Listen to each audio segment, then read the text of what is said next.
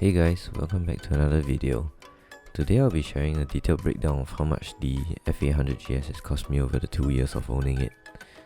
I took reference from the Missident Flyer, who did a breakdown of the running costs on his bikes, and that video actually helped me estimate whether or not I could afford buying my bike, so big shout out to him.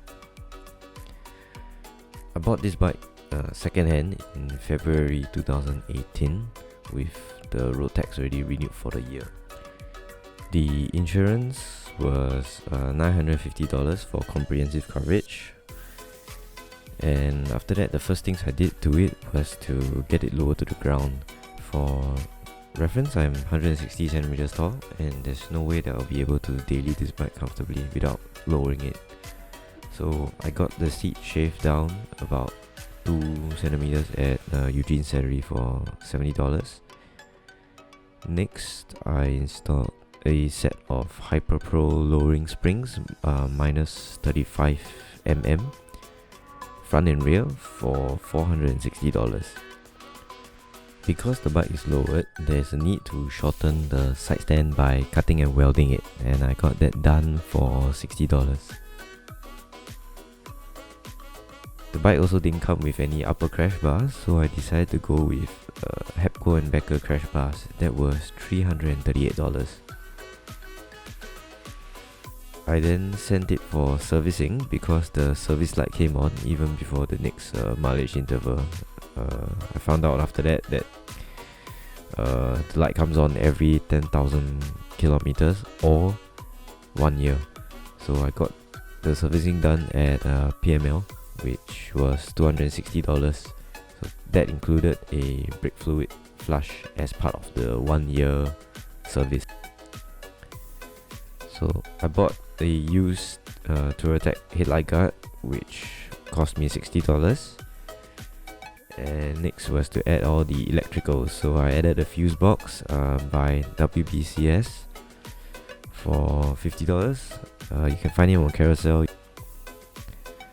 So after the fuse box, I added a pair of fog lights, which I got from AliExpress for $83, and I added a USB charger for $20.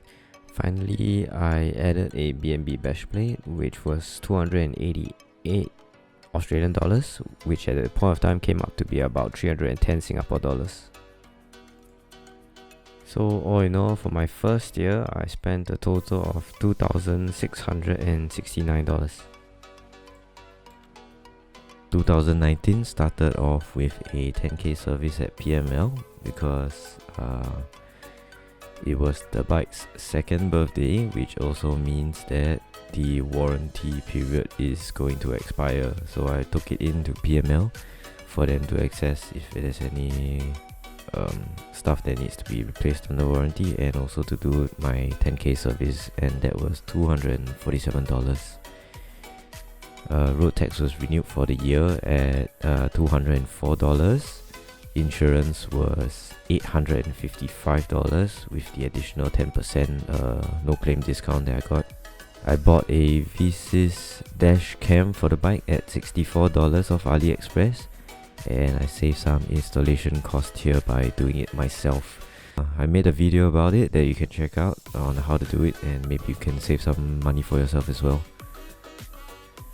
Changed a fresh set of Michelin Anarchy trees and Kenda inner tubes at about the 15,000 km mileage mark. That was $391. I got SBS brake pads for the rear to replace the stock ones that were worn out.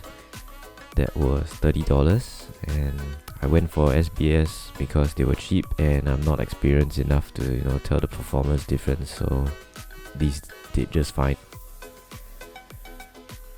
And towards the end of the year, I did a 20k service at HKL Motorsports for $145, and that was it for my second year. So nothing much done to it other than the standard maintenance, and that was $1,936. So that's all for this video, guys. I really hope it helped you in any way.